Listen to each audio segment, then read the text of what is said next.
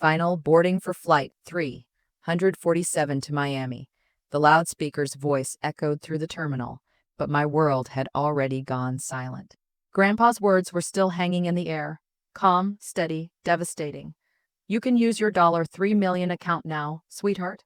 I froze, my boarding pass trembling in my hand. My what? I whispered, staring at him. Before we begin, drop a comment and tell us where are you from and from which city you're watching our videos. And after watching the whole video, don't forget to tell us what would you do in this situation. Be honest. Tell me in the comments below. We read every comment. Let's begin. He didn't even look at me. His gaze was fixed on my mother, whose fake smile cracked like glass. The color drained from her face as she stammered, "Dad, what are you talking about?" Grandpa adjusted his old leather hat, the same one he wore since I was little. His tone didn't rise, but there was weight in every word. He muttered quietly, almost to himself, so they hid it. Mom blinked rapidly. Hid, what are you? Enough, Grandpa said, cutting her off. That account was opened when she was 5. I told your husband about it when he came asking for help with the mortgage. You two said you'd keep it safe for her college fund. Guess that wasn't true, huh? The words sliced through the busy noise of the airport, through the rolling suitcases, crying kids, and gate announcements. It felt like everyone stopped breathing for a second. My father cleared his throat, forcing a smile that didn't reach his eyes. Dad, let's not do this here, okay? People are watching. Oh, they should watch, Grandpa said. Maybe someone here will remind you what decency looks like. Mom hissed under her breath, Dad, stop embarrassing us.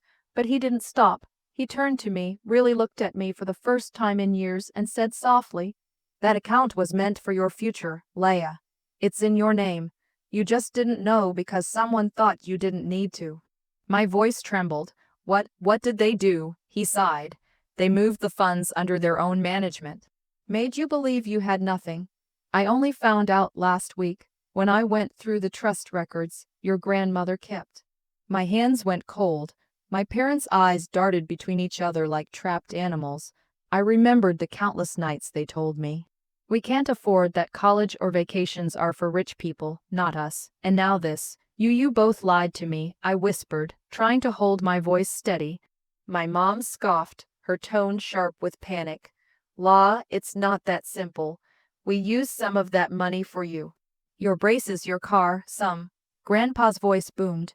There was 3 million, not 300. Dad stepped forward, lowering his voice. Dad, please, you don't understand how hard things were. I understand theft. Grandpa snapped. And I understand betrayal. Mom crossed her arms, glaring at him. You're just doing this because you're angry we didn't let her drop out of college to move in with you. Grandpa chuckled bitterly. No, sweetheart. I'm doing this because I realized she's been walking around thinking she's worthless, while you two live off her trust fund. Tears burned in my eyes, but I refused to let them fall. Grandpa, I whispered, is the money really still mine? He nodded. The court already released the records. It's yours and I made sure no one can touch it again. Mom gasped. You went behind our backs. He looked at her like she was a stranger. Behind your backs, after what you did. I should have gone for your throats. People nearby were watching now. A flight attendant, a family sitting by the window. Even a little boy with a balloon staring wide-eyed. I couldn't move. My parents stood there speechless, and for the first time in my life, I wasn't the quiet one anymore.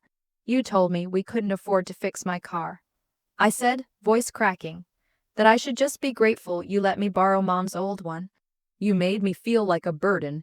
Dad's jaw tightened. Don't you talk to us like what? I snapped, my voice trembling, but louder now. Like the daughter you used for money. Grandpa's hand rested gently on my shoulder. Let's go, kiddo. You've got a flight to catch, new life waiting. Mom lunged forward, grabbing my wrist. You're not going anywhere until we sort this out. I looked down at her hand, the same hand that once used to braid my hair before school. I pulled it away. You sorted it out when you decided I wasn't worth the truth. Her eyes widened. Leia, please, but I turned to Grandpa. Let's go, he nodded once, pride flickering in his tired eyes. Good girl. As we walked toward the boarding gate, I didn't look back, but I could hear Mom's muffled sobs, Dad's angry whispering, and the hum of the airport swallowing them whole. When we reached the window by the gate, Grandpa stopped and handed me a small envelope. "Here," he said. I frowned. "What's this?" He smiled faintly. "The key to your next chapter. You'll know what to do when you open it." "Thank you," I whispered. He looked out at the planes, eyes clouded but steady. "Just promise me something, kiddo. Don't let their greed turn your heart bitter, but don't let them walk free either." As my flight number echoed through the terminal again, I glanced back one last time. My parents stood frozen by security, pale, broken, and finally silent. For once, I didn't feel like the poor, forgotten daughter. I felt like someone who finally mattered. And for the first time in years, I smiled. The girl they made small had just learned how powerful the truth could be. 2 months later, the same airport buzzed with the same chaos. But this time, I wasn't the trembling girl clutching a boarding pass. I was stepping off a first-class flight. My head held high, suitcase gleaming, confidence radiating like armor. The Florida sun had done something to me, not just to my skin, but to my soul. I'd spent weeks with Grandpa, learning what power looked like when it wasn't abused. He'd shown me the account records, the forged signatures, even the emails where my parents had begged the bank to keep everything confidential. They'd built their comfort on my silence, not anymore. When I walked into the terminal, Grandpa was waiting near baggage claim, leaning on his cane, that same old hat shadowing his eyes. He smiled when he saw me. "Didn't waste time buying the nice things, huh?" I laughed softly. "You told me to stop living like I owed them an apology." "That I did," he said, offering his arm. "You ready for what comes next?" I nodded more than ever. By the next morning, my parents' world started cracking quietly, beautifully, and legally. Grandpa's lawyer had filed a formal claim for restitution. My trust account was restored under my full control.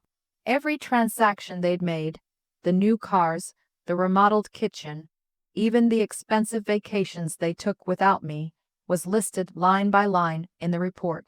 I didn't have to lift a finger to humiliate them. The truth was doing that on its own. But still, part of me wanted them to see me, to realize the daughter they had treated like a burden had built herself from the ashes of their betrayal. So I planned something subtle. My parents' anniversary was coming up, and they were throwing a small gathering at their house. Really, just an excuse to show off the lifestyle my money had bought them. Grandpa and I were invited, though I knew Mom only sent the invitation to save face. I said yes. That evening I arrived in a midnight blue dress, simple but elegant, with Grandpa walking beside me. Their suburban mansion looked exactly as I remembered: glass, marble, and emptiness. When Mom opened the door, her practiced smile faltered for a second. "Layla, you look different." "Thank you," I said calmly. "So does the house. I guess expensive tastes run in the family." Her smile twitched. "Come in." The living room was filled with people I barely knew. Dad's co-workers, Mom's friends from her book club. Laughter floated around the room, but when Grandpa and I entered, conversations died down for a moment. Dad clapped his hands together. "Everyone, this is our daughter, Leia, back from Florida." Applause followed, hollow and forced. I smiled politely, then turned toward the grand piano in the corner, the one I'd begged for as a child. The one they'd sold, claiming it was too expensive to keep. "Oh, I see you bought a new piano," I said, running my fingers along the keys. I thought music wasn't a priority. Mom's expression tightened. "Well, things have been good lately." Grandpa leaned close and whispered, "Careful, they're sweating." I grinned slightly. "Good." After dinner, Dad raised a glass for a toast. "To family," he said, looking straight at me. "No matter what happens, blood always brings us together." I set down my glass, heartbeat steady. Actually, sometimes blood just hides the truth better than strangers ever could. A hush fell over the table. Mom's fork clinked against her plate. Let's not." "Not what?" I said evenly. "Not talk about the $3 million you took from me, or the college rejection letters I got, because you couldn't afford tuition while you were flying to Maui." Gasps whispered around the table. Dad's face went pale. "This isn't the place." "Maybe it is," Grandpa said, voice low but clear. "Since you two never let her have a voice in your house." Maybe it's time others hear what you've done.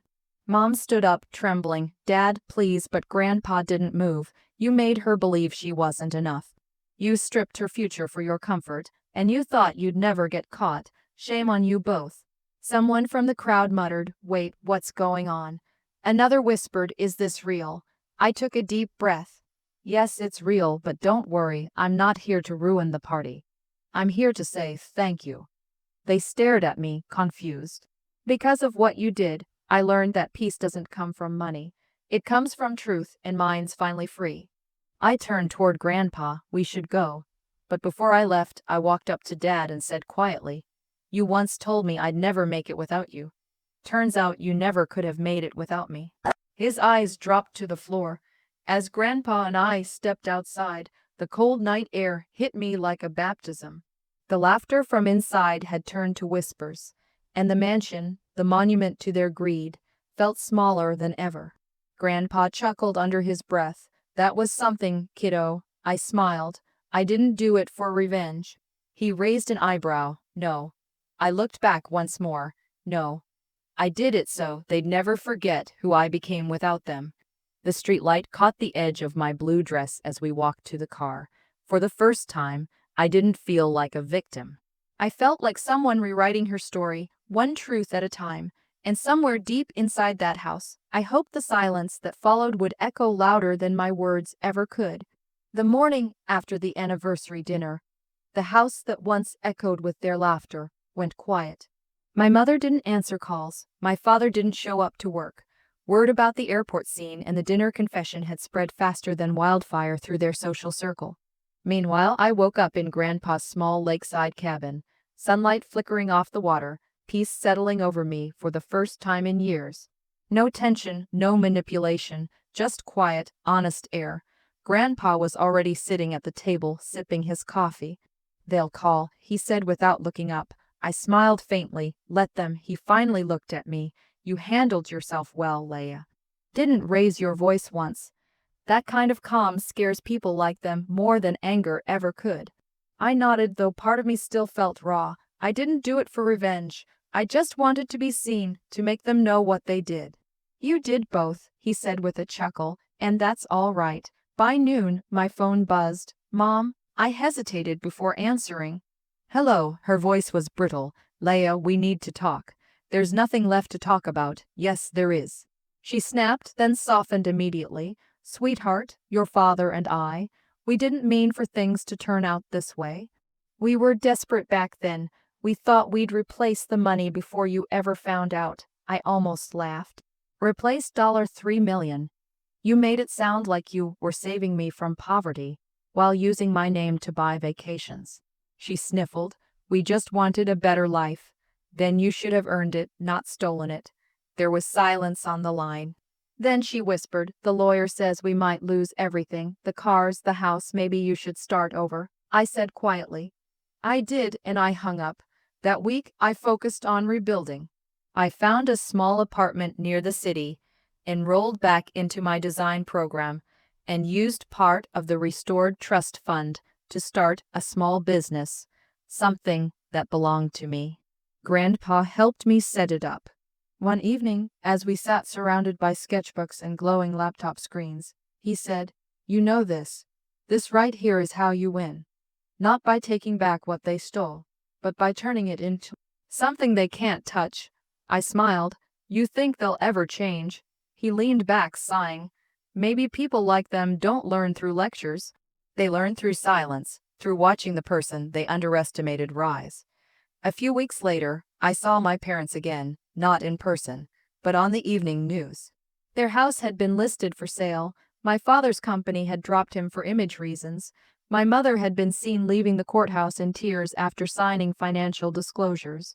I didn't feel joy or pity, just release. They had their choices. Now I had mine. That night, I stood on the balcony of my apartment, overlooking the city lights, wind brushing my hair. Grandpa had fallen asleep in the recliner behind me, TV humming softly. For the first time, the world didn't feel cruel, just honest. I'd spent years trying to earn love from people who only valued control. Now I understood something deeper. Sometimes peace doesn't come from forgiveness. It comes from walking away and letting the truth do its job. I whispered into the quiet, "Thank you, Grandpa." And somewhere between the lights and the silence, I knew this was only the beginning. 6 months later, I walked into the same bank where my parents once transferred my money behind my back. Only this time, every eye turned toward me with respect. My small design business, Aurora Concept Studio, had exploded in popularity after a celebrity interior designer featured our work online. Orders were pouring in. The girl they once called naive was suddenly running a company valued at over $4 million. Grandpa called it poetic balance. "See," he'd say, smiling over breakfast, "money taken in greed can never outlast purpose earned through pain." But I wasn't chasing revenge anymore. I was chasing peace, and it looked good on me. Still, fate had its way of tying loose ends when you least expected. One Friday afternoon, I was meeting a new client at a downtown cafe. As I walked in, my pulse stumbled. Sitting near the window, thinner, paler, defeated, was my mother. She froze when she saw me. Her hand trembled around her coffee cup. "Leah," I hesitated, then nodded politely. "Mom." She looked exhausted, her once perfect hair dull, her jewelry gone. "You look different," she said softly.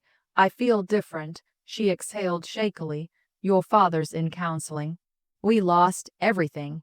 The house, the cars, even the savings. I wanted to call you, but I didn't know how.